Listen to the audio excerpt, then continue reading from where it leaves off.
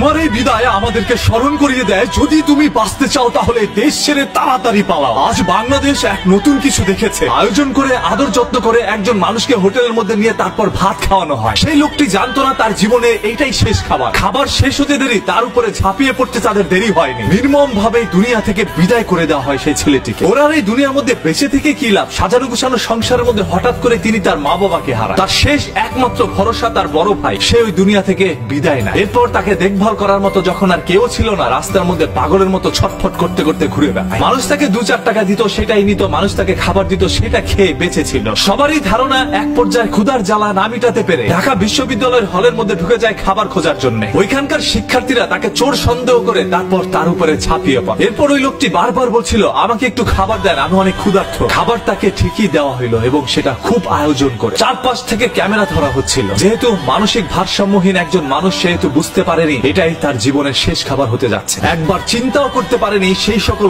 মানুষগুলো তার উপরে এইভাবে ঝাঁপিয়ে পড়তে পারে। বাংলাদেশের ইতিহাসে হয়তোবা এরকম কোন মহর্ষ ঘটনা আগে কখনো ঘটেনি। আজকের এই ঘটনাটি আমাদের সবাইকে চিন্তায় ফেলে দিয়েছে।